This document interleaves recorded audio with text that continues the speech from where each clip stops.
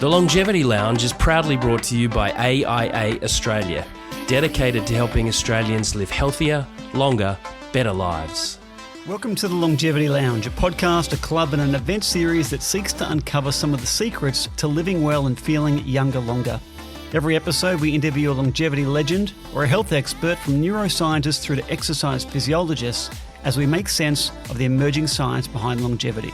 I'm Karl Treacher and I'm joined by my co-host and co-founder of the Longevity Lounge, former world Ironman champion, Guy Leech. Leechy, this week's guest is Barrie Elvish, the CEO of AUSactive. Now, Barrie is a visionary leader. He's an entrepreneur. He's been in this business for a long time in the fitness game. He's 70 years of age himself. He lives and breathes longevity. Barrie, great to have you with us today. Fantastic. Great to be here. Mate, thank you for coming over and dodging the traffic to come over to the lounge. I got caught on the Spit Bridge, but never mind. We're here now. That's amazing. Good on you, buddy. Yeah. Barrie, do you want to tell us a little bit about AUSactive? Yeah, so AUSactive is an industry association. It used to be known as Fitness Australia. It was formed probably about 13 years ago when the various state fitness organisations came together, and Fitness Australia came into existence about 12, 13 years ago, when the various state bodies amalgamated into one national body. We changed our name during COVID for a number of reasons, mostly because during COVID, as you would remember, terrible for our sector, all shut down, in some states for up to 2 years. It just decimated our sector. But what it did demonstrate to the sector was the importance of strong advocacy.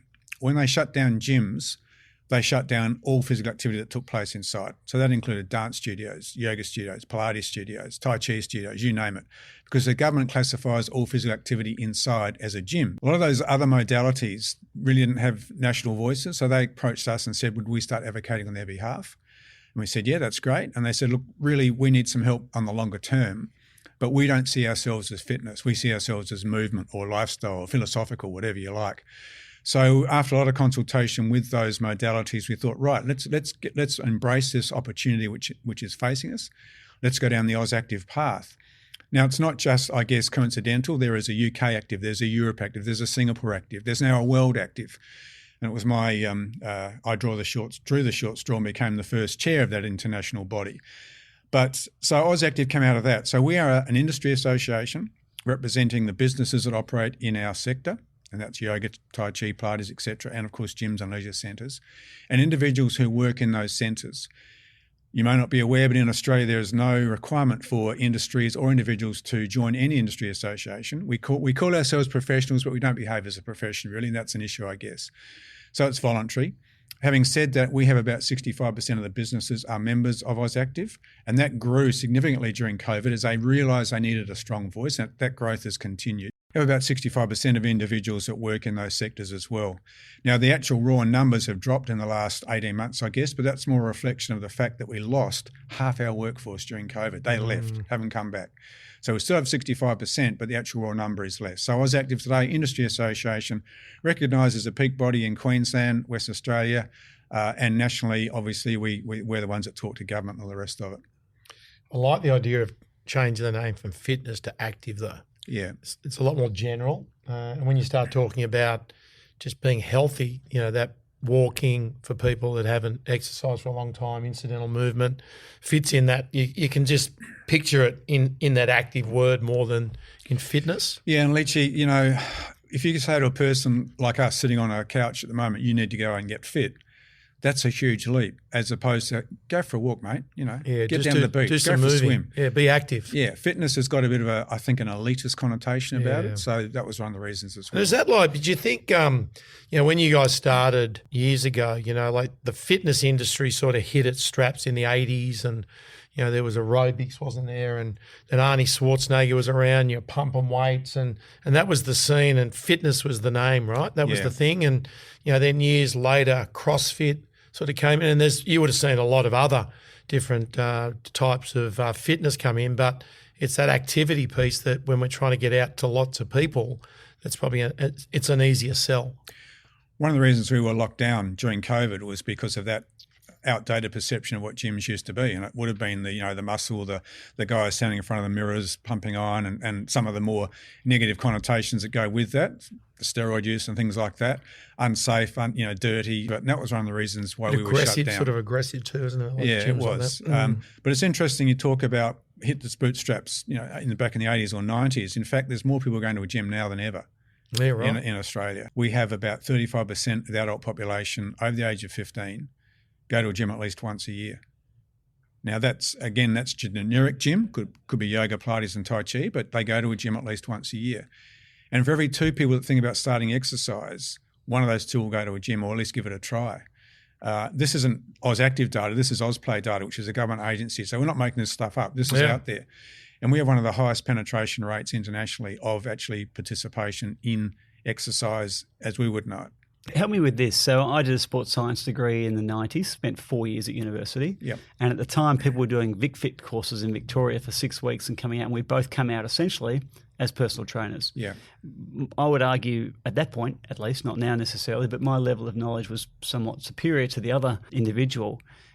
I feel like that wasn't helpful in generally the perception or brand image of a fitness trainer. Yeah, well, you would have done a university degree, I'm assuming, Yeah. And you're part of Allied Health. Yeah. You're regulated. Yeah. You have to be a member of an association. Most personal trainers, that we have quite a few that have come through sports science and that sort of gear, but most personal trainers come through the TAFE sector or the vet sector with a Cert 3, Cert 4, some with a diploma. It's not regulated. And look, I agree with you. I used to work in early childhood and I had exactly the same, I guess, demarcation between people that worked in childcare and came through the vet or the TAFE sector and those that came with a university degree. And there was a certain degree of preciousness, I got to say, in childcare and early childhood, and to some degree snobbery about, I've got a university degree. And that actually translated even to parents. Like if you're a parent and sent your child to a kindergarten, you're a better parent than a parent that sent their child to childcare. Many parents didn't have the choice because they're both working. So that, I guess that demarcation, and that's one of the problems we've got today, in that I really believe that our sector, the personal training sector, has got a huge role to play in Australia in preventive health. The government are talking to us about this. They want us to get involved. But as long as we are unregulated, as long as there are varying degrees of qualification and professional personal development, it's going to be a problem for us until we actually get the sector, the profession, I use that term in inverted commas, till we get the profession to actually acknowledge that they need to take themselves seriously. They will not be taken seriously by policymakers and funders. Yeah, I think we see that. We've seen that now for decades. I take your point around the over-indexing on capability too. So we came out of a 4-year degree when I don't think we needed to. If we were going to go into exercise physiology at the AIS, we're probably in a good position to do that. Yep. Whereas the qualifications that were handed out through VicFit, that example I gave you, were actually pretty good in terms of being able to take someone from point A to B on a fitness journey, be that weight loss, be that something more performance focused. Like this is commentary, this is a conversation about it rather than, to your point, regulation. And I do think if we're talking about holistic health, which is largely we've started to move into that here, where it's not just about being the buffhead in the gym. My wife's had 47 personal trainers, and more often than not, she gets rid of them because she'll say, the buffhead didn't know this, or they got me doing this. The concept of holistic health. I don't think they're all buffheads, surely. The concept of holistic health it sort of is a different direction. That they're not. They have to have a greater contemplation of the individual and their needs rather than I'm going to put you on a program. It's got to take into the context that individual, their age, their demographic, where they're up to physically at the time, where they're up to mentally even these days. And what you've actually just articulated is the reason why all people working in our sector should be committed to ongoing professional development. You come out of a degree, a qualification, a certificate, diploma, that tells you where you are at that time. If you don't continue doing professional development and personal development, you are going to be locked in that particular mindset and that particular frame in time. You really need to, if you're serious again, and looking after the best interests of your clients, which is probably why your wife changed 47 or whatever it was PTs, because those PTs, weren't really interested. Look, I tell a story. The first gym I went to in regional Victoria, I went in there and I had my pre-exercise screening tool and all the rest of it. That was great. Second time I was there, a guy came in, it was his first time. A younger guy than me, but quite a bit overweight. And the PT put him on a spin cycle and said, right, go hard. And this guy was really starting to look pretty uncomfortable, sweating. The colour was, draining from his, go hard. And I said, look, mate, you got to stop this. This guy will have a heart attack. Oh, yeah, but he's on my training program. Yeah, but your training program has no relevance to this particular individual. And that's where the danger starts, I think. I'd like to go back a little bit. I'm fascinated how 70-something, and I'm saying that because I'm giving you a badge of honour here. You're like the almighty goal that we want to get to. You're still in the workforce. You're a CEO of a company. mate, you're in good nick, you're fit, you're healthy. What's the journey of Barrie and how, like from a fitness point of view and just general health, how did you get to where you are now? I was asked on a similar exercise, did exercise find me or did I find exercise? And really, exercise found me. I realised at a very young age as a teenager that I had mental well-being issues. And I got my relief from those issues by taking up surfing. And the ocean and water to me has always been my saviour, I guess. When I moved away from being near the coast, I started running, and I still run. I find running, you get into the zone, you get those endorphins going, all the rest of it, and it's just a really good place to be. So I exercise now primarily to keep my physical well-being good, but primarily for my mental well-being, to be quite honest. I mean, as I said, I've had depression since being a teenager. I've experienced counselling. I've experienced, pharmaceuticals, the rest of it. And when times get really bad, I'll still revert back to pharmaceuticals if I need to. There's a role for pharmaceuticals in our lives. But 9 times out of 10, I just keep my well-being going through exercise. And now if I don't actually exercise 3 or 4 times a week, I start to get toey. When did you find out that mentally you had some issues? At what age and how long did it take for you to go, like, I'm going to own this and actually be brave enough to say something about it? Yeah, look, it's interesting. I guess it was formally diagnosed when I was a young parent, and my wife said to me one day, she said, our boys at that time who were 4 and 6, they said, Mum, why doesn't Dad ever smile? Yeah, right. And for me, that was a pretty strong wake-up call. I went to see a psychiatrist that time, and I won't bore you with the details of going through that, and she explained to me what was causing that particular issue, and she then went back through my childhood, and I realised that it was an unusual childhood. I had an absent father. I was dropped by my parents with my in-laws for 3 or 6 months at a time while they went travelling and stuff. It was and then I was thrown in a boarding school, which I hated boarding school. Yeah, right. So it took me away from the ocean, which means I couldn't be surfing every day. So then looking back, and I realised that I was probably experiencing depressive episodes from about the age of 12. I still get them now. They are monitored and they're kept under control by my exercise and by, I guess, you make a joke about my age and that sort of young. No joke. I didn't make a joke. Well, whatever. Make a joke about Karl's appearance and his age, but not you. But you get to a stage in your life also where you start to get a lot of self-acceptance and self-awareness. And I know how I'm tracking mentally, and I know what I need to do to actually address that. So it's July. I'm having a dry July this month. I'm off the booze this month, not for any other reason. That just because I want to be able to control that aspect of my life. So when you went to a psychiatrist off the back of, not smiling and then realising that, you were probably putting out to the world that you're grumpy and not happy, could you go and then talk to your friends about it? Is that something that you could do that? No, it took a while? No, I was probably at that stage around 40. And back in those days, and unfortunately still today, it is not seen by males as something you want to talk about. It's seen as a weakness. Yeah. Seeking help is seen as a weakness. Pull up your socks. You get on with it. Toughen up. Don't be such a girl and all this sort of carry on. That's all bullshit. But you don't know that when you're going through those still proving yourself as I'd only just started as a general manager. It was before I became a CEO. I was a father. I was on the road to success in my mind. So you don't admit you've got any personal failures or issues that could hold you back. You don't do that. Now I'm really pleased that both my sons are very upfront and we do talk about how they're tracking mentally and physically. And that's why I'm quite happy to actually talk about it in these sort of forums, because I think it's really important for males particularly. I mean, you said I'm still at work, and that's great. One of the reasons I'm still at work is because it scares the shit out of me, retirement. This program is proudly brought to you by Ascend Performance Collagen Protein. Ascend Performance Collagen Protein uses the highest quality ingredients, is dairy-free and tastes great. Each serve contains 25 grams of protein and includes Tenderfort for joint and ligament support, as well as Gut Matrix to help support a healthy and diverse gut microbiome using a unique combination of pre, pro, and postbiotic ingredients. To find out more or purchase, go to ascendperformance.com.au. Well, that's what I thought. That was going to be something that, was an obvious next question, was that do you see that part of staying on the conveyor belt and having purpose and keeping that going, part of that whole program to keep your mental health in order? Absolutely. And the trick, I guess the trick for me and any CEO when they get past 65, the old retirement age, is to make sure that you are in that role providing value to the company that's actually, giving you the opportunity. And I've said to my board, whenever you think I'm past my use-by date, you tell me. I'm lucky enough I don't have to work financially, but I do have to work for my own getting out of bed in the morning, to get out there and do things. And while I feel like I'm making a contribution, I will stay. As soon as I pick up that I'm past my use-by date or someone tells me, I will be out the door the next day. Yeah, right. Leechy, so what happened to you what was that sport you did? I did surf Ironman. Thanks, Karl.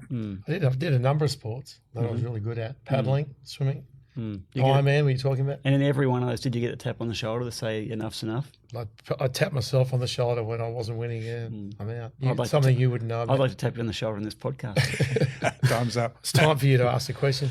So, Barrie, your industry members, if we segue from mental health into the needs of the population, we've come out of COVID. Mental health is an absolute, it's rife.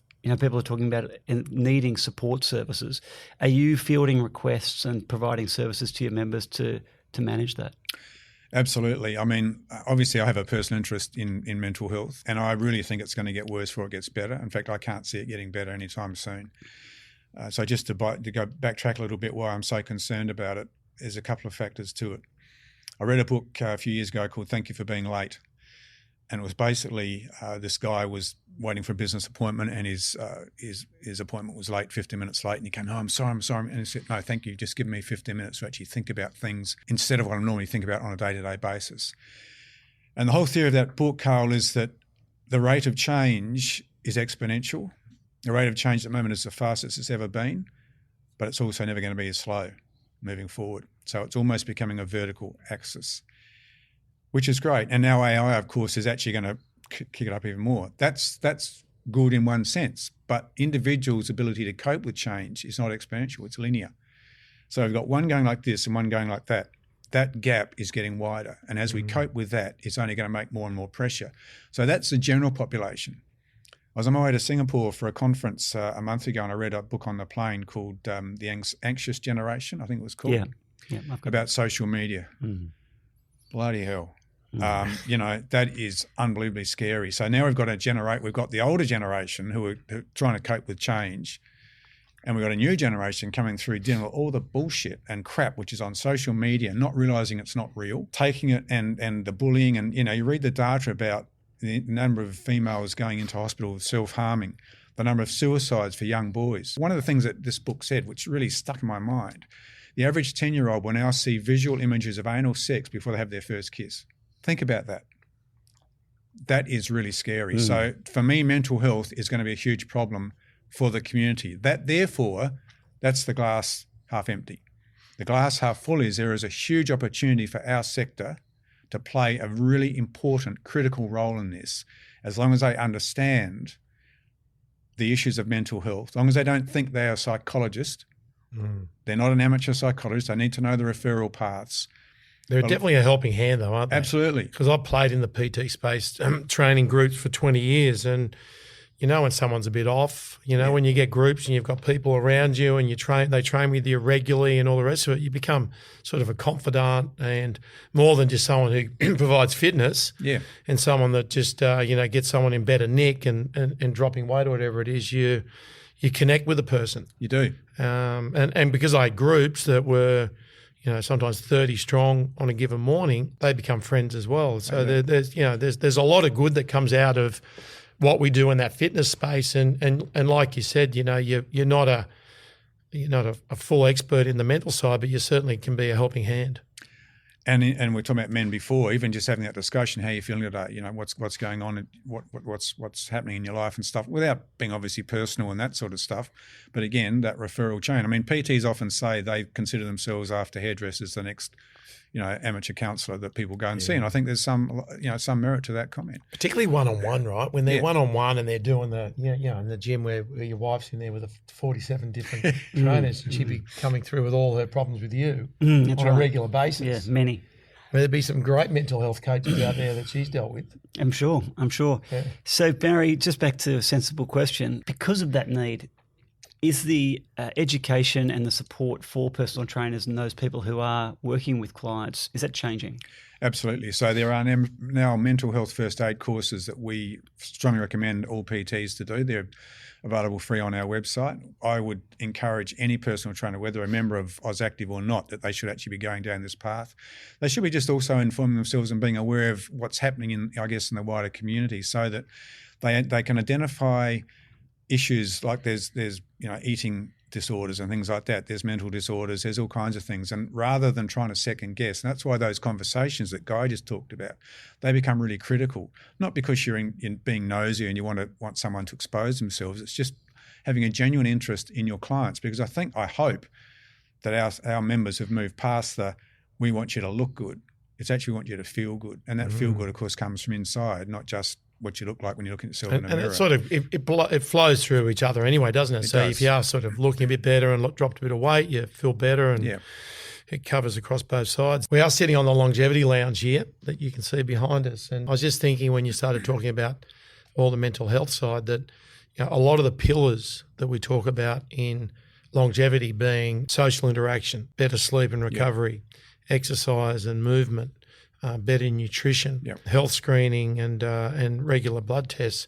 There's a lot of those things and those pillars in there that lend themselves into feeling better about yourself anyway, having gratitude, all those sort of things that all been proved scientifically that you live on this earth longer if you get those things right. So, the other thing I think moving forward is that where do we see fitness and that whole play into longevity now, where it's becoming such big news and noise out there on the internet and in the media. How do you see that going in respect to what you do? Well, I think they're going to become critically embedded. I mean, I think it was this week, Chris Minns, the New South Wales Premier, was being interviewed by one of the journos in one of the tabloid papers. And he said he goes to the gym every day and he needs that for his mental and physical well-being. And I think that realisation is a really good step moving forward. Where the challenge for us as an industry and as an industry association is to get government to realise the role we play, and then to support that with public health campaigns. I mean, I'm of the age, and I'm sure that you would remember this as well, Leechy, Fat Norm sitting on the couch, Life Be In It, a very successful campaign, only lasted for 3 years nationally, a very, very successful campaign. Still can remember it vividly. Yep. It was a really smart campaign at the time. It was. Both the Coalition and the government have committed to a national physical activity strategy, which includes a public health campaign. They are being too sedentary themselves and sitting on their backsides. We need to get that happening sooner rather than later. Chronic disease rates in this country are going through the roof.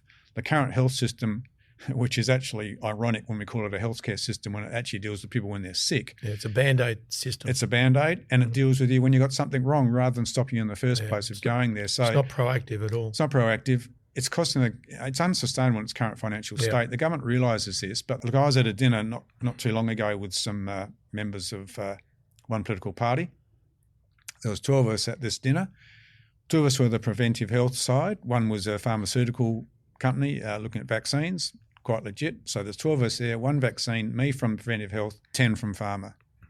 That's the fight we have as a sector. I mean, the problem is too that, with an ageing population that we've got, that, it's bottlenecking, isn't it, into the healthcare system. And, we've got to come up with strategies so that people, we talk about longevity, but really we should be talking about, about how long you're healthy with your time on this earth. People are banging on about, you live to 100 years, I want to get to 100, I want to live forever.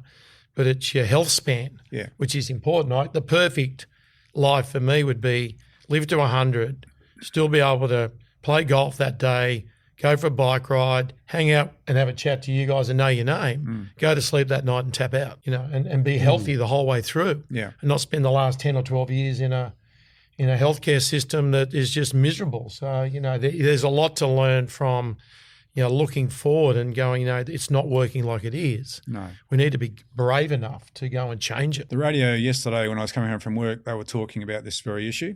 And for the first time in many, many years in Australia, the average health has dropped. The average Australian's lifespan has dropped by only a month. But you're quite right. The average, if you male and female put them together, it's about 82, 83 is the average age of living, which really should be the average age of existing, because the average age of living is about 71. Living healthier. So you've got that 10 or 12 years. So I'm over that. I'm in my 12-year span. But you do things, right, that buck what the normal community do, right? So I look at what people out there do, and if you do what they do, well, then you have the same outcome, which is the last 10 years is average for you, and you tap out in your 80s. Yeah. What you're doing is that you're giving yourself an extra 10 to 15 years of good health because you're not doing what they're doing. You've got to be a unicorn in the community. You've got to get out of bed and do exercise. You've got to know what you eat and why. You've got to mix with people, keep your mind active like you do with work so that you are bucking the trends of everyone else. Fair to say? Absolutely. I mean, if you can narrow that unhealthy life the last 10 or 12 years, I was reading something some time ago. The average American, I think this is right, in the last 6 months of their life spends more money on their health than they do in the previous years. Yeah. So if they die at 85, they spend more in the last 6 months they have in the 84 and a half years. And that's because they're trying to get, they don't want to die, basically. I saw my dad have a heart attack when I was 12 in front of me and he survived. And I ran into a restaurant to get them to call the ambulance, thought he was dead. So that was my start of being, listen, you can look fit and strong and that doesn't mean anything. Yeah. That was my realisation. And then he got cut open and had bypass at 42, right? And quadruple bypass. And he really wasn't himself again after that. And he passed away when he's 74. But the last time he was in hospital before he went, they sent the bill to me that was paid for by the state, and it was $1.2 million. Oh. And so what you're talking about, and that was the last 6 months of his life, it was $1.2 million. Yeah. Because he was just going through all these health problems, right? So you're spot on. Yeah. Barrie, you talked about the pharmaceutical industry. We know humans are inherently lazy. So getting up in the morning might be easy for us on the couch here. People have motivation. You've got mental health motivation. You've got vanity, Leechy. And look, people have their own. I got vanity too. What's your kicker there, Karl? Don't start dropping bombs and not just general wellness and superiority and humanity. So the question I've got for you though is, if we are lazy as a species, which we inevitably are, there's no doubt about it, and Ozempic hits the market where we don't need to exercise to look good on Instagram anymore, what impact has that had? In your opinion, on society or on our industry or what? Well, probably both, because I think your industry will respond to society. I've got a mixed view on Ozempic, to be quite honest. I'm old enough to remember a drug called thalidomide, which was seen as a wonder drug for morning sickness for mothers back in the 50s and 60s, I think it was. Absolute disaster. Lasted, I don't know how many years it lasted on the market, but it was an absolute disaster. And what worries me about things like Ozempic is it seems been rushed on, and they're only now starting to talk about some of the side effects and things like that. But let's come back to your question. It's human nature to want to have a quick fix. And if we can sit at home and have the beers and eat the chips, the McDonald's and the rest of it, no offence to McDonald's, and then go and take a pill so we don't have to worry about what we're doing to our body, that's human nature, unfortunately. I think we just have to deal with that, and it becomes part of an educational process that there are alternatives. And as much as the Ozempic may alleviate your obesity, it's not going to necessarily tackle diabetes. It's not going to tackle some of the other things that come with being overweight in the first place. It's not going to tackle the fact that your body has been struggling to deal with that extra weight. The other organs, your heart, etc., all had to deal with that. So it might get rid of your weight, but the damage has been there. Unless you do something about that, it's actually not going to have a long-term effect. That's an amateur's views that I'm expressing to you. But we do have to acknowledge that humans are being humans. We want a quick fix. We don't want to have to put in the hard yards. I would find it very difficult not to do the hard yards, because to me now it's part of my mindset. So not doing the hard yards for me is harder than doing the hard yards, to be quite honest. You seem to have like an athletic mindset in how you think. I mean, being on a drug like that over time too, like you don't really know, would you, at the moment, what the outcomes would be? I don't think you would. I don't think you'd want to be sitting on that, taking that for years and years to come. But I think we also need to acknowledge that people talk about fat shaming, all this sort of carry on. And I guess what worries me a little bit is that we normalise obesity as being normal, and it's not normal. But society generally has to, I think, take some of the responsibility for the fact that we're saying to people, you are abnormal, here's a quick fix, rather than what you're doing is actually particularly healthy for you. There's some other options. It's not going to be a quick fix. It's not going to be swallow a pill, but it's going to be better for you in the long run. So it becomes and this is where this public health campaign comes back. Harry from Club Lime and Viva Leisure put a thing on Instagram the other day, which was an old video of a guy lifting a kettlebell up to a clothesline. And I'm thinking, what's this all about? And anyway, it's a 60-minute little video. And it finishes up on Christmas Day, and it's a grandpa lifting up his grandchild to put the star on the tree. That's the motivation that we need to get people going. I remember when the first quit smoking adverts came out, there was a guy running around the backyard with his little daughter, and he had to stop and breathe because he couldn't breathe. And the flash came up, do you want to be there when she's married? Do you want to walk her down the aisle? Very powerful stuff. So that's better. That's a better way of doing it. And I look at, It is. you start talking about fat shaming, and really isn't the term that you're unhealthy? Like when you say you're unhealthy and here's 10 things you can do to be healthy, and and here's the strategies, and you try to build some habits. I mean, it's how you present it, right? Yeah. When I went to school, there was one kid that was big, and I saw him years later. He started doing triathlon. He wasn't big anymore, right? But in this day and age of sensitivity, do people really fat shame at all? I don't even know. Do they? There is a bit. Yeah, there is a bit, unfortunately. Yeah, right. I mean, we often get criticised, quite legitimately, I think, for some of the images we put out as promoting going to the gym. It's a young, under 40, under 30, in lycra, good shape, look good. That doesn't really encourage people that don't fit that mould to walk through the doors of a gym. I mean, I'm a fairly confident person. The first time I walked the doors of a gym, I had to actually psych myself up. So I go to a gym just a few beaches away here it's an over 50s gym. How'd you get in? Which I dominate. I dominate in there. Like, I'm throwing around weights in there. It's like those 80-year-olds out there got nothing on me, right? They got nothing on me. But anyway, what I do notice in there, which is really good, is that they have these classes. They do the yoga and Pilates and all the rest of it in this other room. I'm in the weight room throwing some weights around. And there's lots of them. There's lots of 60, 70, 80-year-olds in there having a crack. I mean, it seems like there is a section of the population that age that are actually out there doing stuff, getting stronger, keeping their cardio up and the rest of it. Are you seeing that in the last few years? Absolutely. The gym I go to at Neutral Bay, the youngest there would be, I think, probably about 13 or 14. There's a school group that comes through. The oldest would be, I would think, I haven't asked him because I don't feel it's appropriate to ask him. I think he would have to be late 80s, 90. Yeah. And he still gets on the treadmill. He doesn't run, and he looks like he's Joe Biden a little bit, to be honest. Sorry, Joe. But at least he's doing something about it. The gym you talk, is that the one at Club Active? Okay, that's so not they're up in Harvard. Queensland, and they've got a DY, but they're Jonathan, yeah. He's great. He is, and they're spreading, right? So so let's start talking about the future and what we see going to happen. And so where do you see fitness and just this whole movement? Is it done down that sort of more well-balanced road that you're talking about? Yeah, and if we talk about the Club Active gyms, the older generation, myself, I'll include you, you've just made it, Leech. Just got in it, just. 60. Yeah, you just got there. 70, 60, 50s. We've got the motivation. Yeah. A lot of us. Many of us have got the money to be able to afford it. Yep. We've got the time. And I think we still want to be able to prove it to each other or to ourselves that, we can still do things. And I still want to be able to lift up my granddaughter to put the star on the tree and stuff like that. So I think, I've seen more older people in gyms now than I did when I first started going to a gym, which was only about 8 or 9 years ago. But there's more now than were in the old days. And will there be more like these over 50s sort of congregation that, like you said, walking into a young person's gym if you're 60 is intimidating if you haven't been to a gym before and you don't know what you're doing. Will there be more of these over 50s style fitness places to go? Yeah, I've got a bit of a mixed view on that, to be honest. I think there's a place for both. I think there's a place for those who want to feel comfortable in that older environment. One of the reasons I like working is I'm surrounded by young people. Yeah. And being surrounded by young people keeps you young.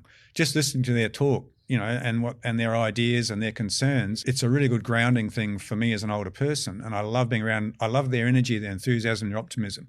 Let's be honest, a lot of people my generation, we're boring old farts. And you've tapped out, right? You're off the conveyor belt. Yeah. You're not curious. You're not still learning. You don't move as much. No. And that's the quickening of the aging process, right? Yeah, I think I'd encourage a person that's thinking about going to a gym to go to a gym they feel comfortable in. You start feeling mortal when you don't have your parents anymore and your kids are grown up and you're like, well, I want to make sure that the back end of my life is solid. More people start looking at doing that? I'll tell you a couple of bad things about going to a mixed age gym. The young kids, and they're usually guys, who sit on the machine with their bloody phones, or the ones who like to show how strong they are by dropping the weights after they finish lifting them. I don't see that in the older groups doing that. That's bugbear, right, stuff. Yeah, I'm with you. But it's awareness and just being decent to get off a machine after you've used it and let someone else have a go. Yeah. That's just lack of awareness. Just talking about the social atmosphere in gyms. I worked in gyms for 10 years, and it used to be you would know the member's name. A guy would come in, I'd say, "Hi, Guy, I saw you on that Saucony ad. You look great." Just with your running shoes, no clothes. I'd never say that.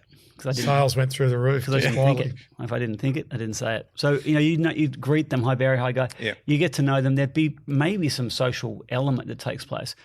My observation, being part of a big international chain gym that I go to, I don't mind because I'm quite introspective, but that doesn't exist anymore. That's a really interesting comment, because the gym I go to at the moment, I'm going to leave when my membership's up. And the reason for that is I believe they view it as a transactional relationship. Yes. You're not feeling love there. No. I mean, it's a swipe card. And there's a person sitting behind the desk. They know who I am. They can read. And I don't expect to be, worshipped and saluted and stuff. It's just acknowledgement. "G'day, Barry, good to see you again." Now, I compare that to the gym I first started going to in regional Victoria, which was a council-run leisure facility. They had a lot more involvement in the local community. So one of the guys I got friendly with, he was going to do the Kokoda Trail. I've done that with my sons earlier, and we talked about the sort of training he should do. The step is really good for the training for that. Then we got a fundraising going for him because he was going to raise funds for the community and so on. They used to run a breakfast on a Friday morning, just a coffee and a bun and stuff like that. Where I'm going now, it is purely transactional. Even at Christmas time or the New Year, not even a message on the text. Hope to see you. Have a great Christmas. Hope you see you back. Don't forget you've got to keep up your exercise regime. Those are the gyms that are going to be vulnerable as we move to more of a general acceptance in the community of the importance of exercise. If they don't reach out and realise they are part of a community, they're part of an ecosystem, they're the ones that aren't going to survive. And to be quite honest, Karl, I don't think they deserve to. It's an interesting perspective. I don't know that I want to agree with you, but I study empathy as one of my sort of academic pursuits, and empathy grows through experience. So we learn to care about people by being cared for and caring for others.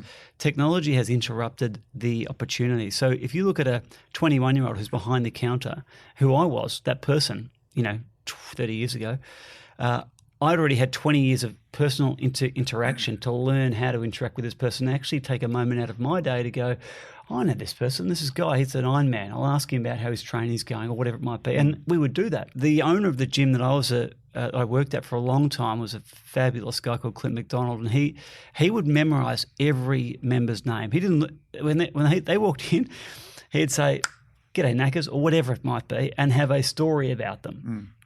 My fear is that, and I see this in the workplace because that's where I spend most of my time, culturally we're at a place where empathy is in decay to such an extent that we haven't learnt to care about one another. So the opportunity and the capacity to actually take that step forward and say, "Yeah, Barry, how are you going? Barry, you're looking terrific. I know you're on that Kokoda Trail mission with your sons."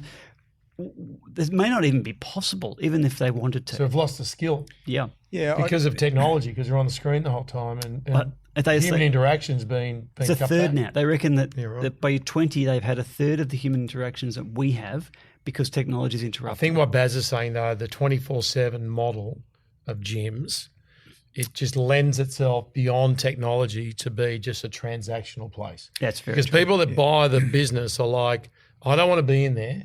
I just want to get my members up to 500 because if I get to 500 members with an annuity program, I make my 300 grand a year. I'll copycat that into the next suburb, get 4 of those, I'm done. I've made $1 million." And they don't want to build a community. They just want people to walk in and walk out, and they're setting the rules. Like, we don't want you to talk to each other. We don't care. Yeah, There's no nurturing. Yeah, I'd challenge that a little bit. I mean, the gym I left when we moved from Kensington to Neutral Bay, they're both 24/7 gyms, different franchise group. The one at Kensington had a much more. They knew my name, and they spoke as soon as someone came in. But the interesting thing to pick up on your observation, Karl, was now thinking about what you're saying. The guy at the first gym at Kensington didn't have a screen. He was sitting behind a counter. He didn't have a screen. So he wasn't allowed to go and No, the one I'm going to now, they've got a screen. So, and I also think it comes down to, and it picks up on your comment, Leechy, that the owner-occupier, the owner-manager, has got a different attitude to the one that's got 2 or 3, and they put in so the investor who's just there to get their money out of it. Yeah. And that makes a huge difference as well. So that's interesting. I set up some Pilates studios a few years ago, and I realised that when the trainers finished the class and 20 people came out of the room, that a couple of the trainers were getting on their phones to check Instagram, emails. I banned it. So you cannot touch your phone. You've got to talk to every person coming out. Good session, Barry, mate. Well done, Karl. See you next time. They had to touch every person. Yep. But it's the rules you set up, because the youth coming through, that's just the habits they've got. But let's also not blame the youth if they haven't been trained. That's right, but we made the rule. You did train them. And that was fine then, right? Yeah, and it became a better place because of it. So we're introducing a new category later this month, which will be a free category for our business owners, a managers category, and we're going to put in specific training to do with customer relations, building that empathy, building that engagement, that connection. We can only offer it. If they don't take it up, that's up to them. But I think if an owner doesn't train his or her staff, they've got to take the responsibility as well. It's people, isn't it, right? Yeah.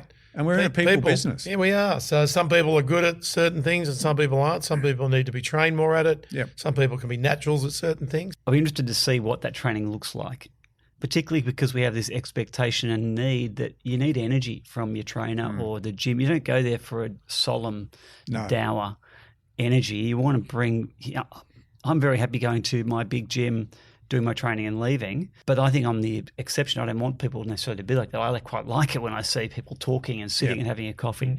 I think it's probably better for society. So the training that they would go through, it's going to be skills-based, but has to be a psychosocial component to this to help understand psychology and the social fabric of the moment. Yeah, one of the courses we have is a psychosocial hazard course. And again, that's a free course available online and that sort of gear. So all we can do is offer these things, Karl, and try and encourage the owners and the managers to put their staff through it. It's no cost. It's a win-win as far as we're concerned, because, as I said, we're in a people business and we're just using exercise as a means to an end. And people talk about going to a gym for the social connection. If they're not getting it, that's bullshit. Great point. I'd love to know, what are a couple of things that you'd like to see happen in the next couple of years, and where do you see yourself going from here? For the industry, I really want to see us embedded as an integral part of preventive health. And I think there's an opportunity with all things that are happening at the moment in government, with the health. I think there's a really good opportunity if we can just leverage that. We're getting some good traction at the moment. We have registered to become an NDIS provider in our own right, so our members can access the NDIS without going through all the risk and the administrative paperwork. That's really important from our point of view, because we think people with disability absolutely deserve a right under inclusive philosophy to actually participate. They'll get as much, if not more, out of it than the able-bodied will. I think the future is really bright for our sector, and I'd like to see the lines blur between allied health and our sector. I would like to see Medicare funding preventive health, including going to gyms and things like that. It's a really good investment by the government to do that. I'd like to see FBT removed for employers that provide gym memberships for their employees. I'd ultimately like to see tax deductibility for a gym membership, for a bona fide gym membership, or a PT out in the park, whatever. Because it'll save the health system down the track. Save it billions of dollars, and it's all proven. So I'd love to see that. For me personally, as long as I can be healthy in many years I've got left, whether it be 1, 2 or 10, it doesn't matter. When I fall off the perch, if I had a good life up until then, I'll be very happy. Well done, Baz. Thank you for your time. Cheers. Thank you.